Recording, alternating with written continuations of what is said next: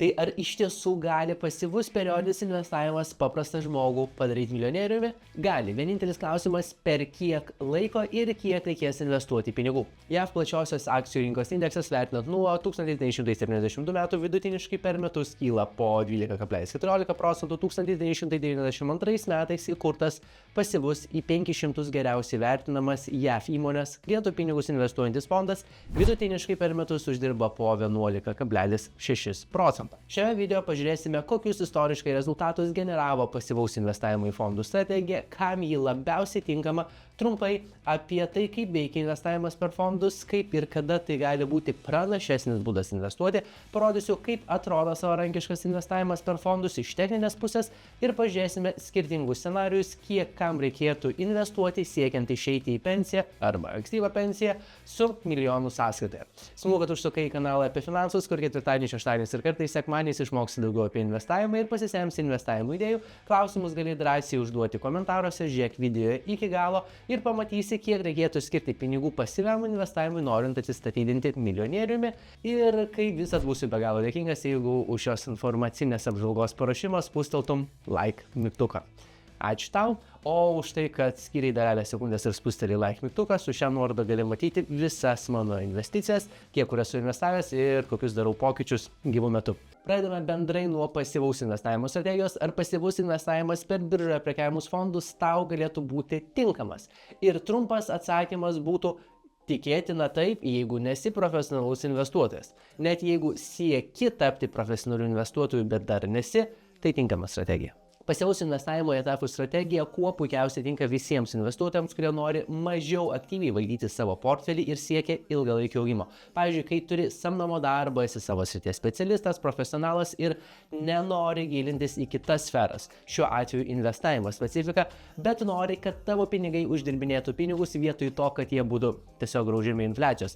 Tai tuomet renkėsi investavimą į plačios rinkos ETFus, kurie siūlo didesnį rizikos diversifikaciją, kas gali lemti stabilesnį ilgalaikį investicinę grąžą. Iš techninės pusės ETF veikimas yra ganėtinai paprastas. ETF yra investiciniai fondai, kuriais yra prekiaujama biržose beveik identiškai taip pat kaip ir atskirų įmonių akcijomis. Šie fondai sukurti taip, kad atspindėtų tam tikro indekso, sektoriaus, regiono ar turto klasės veikimą.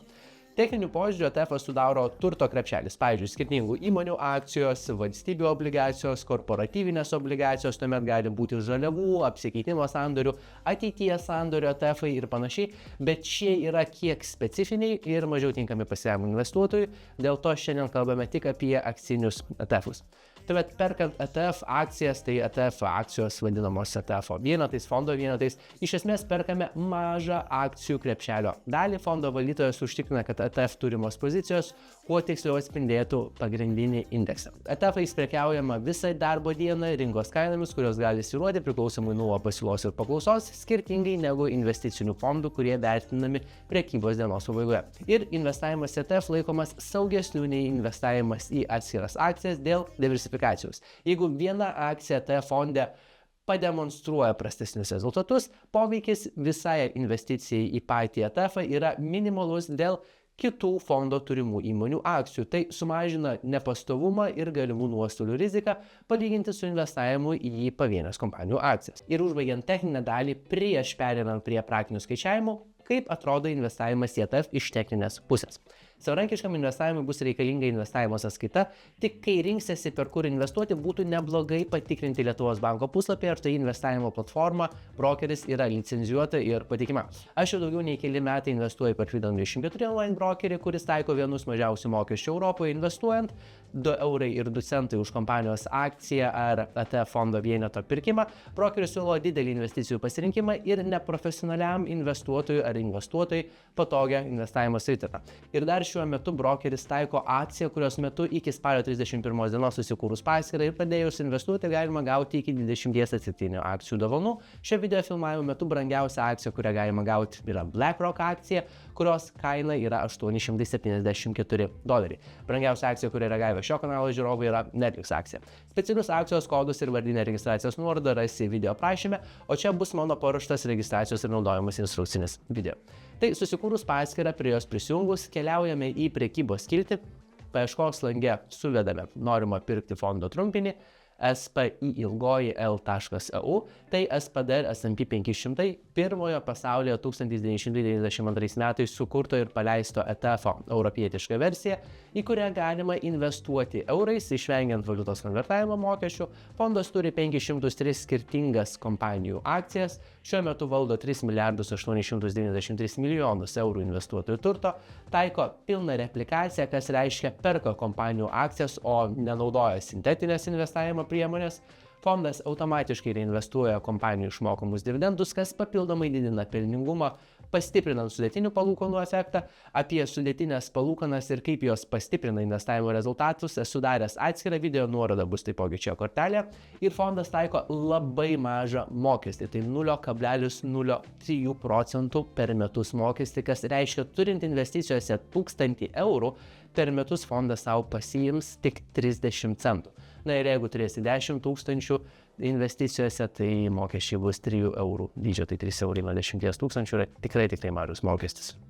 Grįžtame į savitarną. Paskutinė šio ETF fiksuota kaina buvo 11,94 eurų, tai birža veikia ofisinėmis darbo valandomis. Čia yra paskutinė žinoma fiksuota kaina, kai darbo birža atsidarys, nes kai filmuoju šį video, darbo birža yra uždaryta, kai jinai atsidarys, kaina bus atnaujinta, nes kaip ir akcijomis, taip ir fondo vienetais galima prekiauti tik ofisinėmis darbo valandomis, kai dirba biržos. Nurodau, kad atsidarius biržai norėsiu pirkti fondo vienetus po 11,94 eurų. Nurodau, kiek vienetų pirksiu, 10 vienetų, bet galima, kad ir vieną vienetą pirkti. Man apačioje iškart parodo, kiek bus suinvestuota pinigų, spaudžiu pateikti pirkimų užsakymą, patvirtinu ir atsidarius biržai užsakymas bus įvykdytas. Taip paprastai atrodo investavimas, savarankiškas investavimas iš techninės pusės. Nuorodą susikurti asmeninį Žino24 investavimo paskyrį rasi video aprašyme ir šitame trumpame registracijos instrukcinėme video užtruksi 10 minučių. Dabar žiūrėsime, kiek reikėtų investuoti pinigų per mėnesį, kad už 30, 20 ir už 25 metų turėtumėme 1 000 000 eurų investicijose ir kokią galima pasidaryti nevalstybinę pensiją, turint 1 000 000 investicijose. Pradedame nuo ambicingesnio tikslo, nuo minėto 1 000 000 investicijose. Skaičiuojame su 11,6 procentų vidutinė metinė grąža, nes būtent nuo tada, kai buvo sukurtas pirmasis ETF-as, tiek vidutiniškai per metus kyla plačioji JAF akcijų rinka, tai čia nuo 1992 metų. Ir įmame pesimistiškesnį scenarijų, kad centriniam bankam nesigaus suvaldyti ir laikyti infliacijos ties 2 procentų ribą ir, sakykime, infliacija bus 3 procentai. Tai jeigu norime 1 000 000 investicijose ankstyvai pensijai arba tiesiog geresniai pensijai ir turime 30 metų, per mėnesį investuojam 300 eurų ir turėsim. Viso būsime suinvestavę 108 000, o turėsime kiek virš 1 000 000, bet per 30 metų to 1 000 000 perkamoji galia bus kiek pamažėjusi. Turint 25 metus investavimui reiktų jau investuoti po 550 eurų per mėnesį. O turint 20 metų investavimui reikėtų jau investuoti dar daugiau po 1003 eurus per mėnesį. Tai daugiau nei 3 kartus daugiau nei turint papildomus 10 metų. Ir nesvarbu, kiek per 20 ar 30 metų infliacija bus pagraudus investicijų vertę, turint tokią didžią investicinį kapitalą labai nesudėtinga gauti plius minus 2000 eurų pasyviomis pajamomis per mėnesį šių dienų pinigų verte, kas reiškia nusiperkant tiek pat prekių ir paslaugų, kaip ir dabar, nors pirksime už 20 ar 30 metų, kai jų kaina bus pakilusi. Skaitinė išraiška bus daugiau nei 2000 eurų. Na, jeigu tikslas yra mažiau ambicingas, matome, kad mums užtektų ir pusės to, tai 500 000 ir per pus mažesnių pasyvių pajamų kiekvieną mėnesį, kiek reikėtų investuoti pradedant nuo dabar. Tai 20 metų terminui reiktų investuoti po 503 eurus per mėnesį, kad turėti 500 000 investicijose, 25 metus, jei turime investavimų, reiktų investuoti 270 eurų per mėnesį, turint 30 metų terminą, tik po 150 eurų per mėnesį. Tai ar įmanoma pasyviai investuojant ilgainiui tapti milijonieriumi? Įmanoma. Ar įmanoma tą padaryti greičiau? Taip, ir tam yra 2 būdai. Pirmas būdas - investuoti periodiškai didesnės sumas pinigų ir ar įnešti didesnę pradinį investuojamų pinigų sumą, b. investuoti kiek rizikingiau, turint didesnę vidutinę investicijų grąžą, nei uždirba minėtas diversifikuotas JAF rinkos fondas, uždirbantis vidutiniškai 11,6 procentų per metus, bet investuojant tikintis didesnės grąžos bus ir didesni investicijų vertės svyravimai. Mano visas kiek daugiau nei 10% metinių palūkanų pasyviomis pajamomis kiekvieną mėnesį išmokančias investicijas. Jų portfelį gali matyti ir sekti gyvų metu su šia nuoroda. Nepamiršk pasinaudoti specialią akciją ir gauti iki 10 akcijų dovanų, pradedant investuoti iki spalio 31 dienos. Tai čia gali pastiprinti tavo kelionės pradžią link $500,000 ar milijono. Specialius akcijos kodus ir registracijos nuorodą rasi video aprašyme, o čia gali pamatyti trumpą registracijos instrukcinį video. Sėkmingų investavimų ir pasimatome kaip visą ketvirtadienį, šeštadieniais ir kartais sekmadieniais.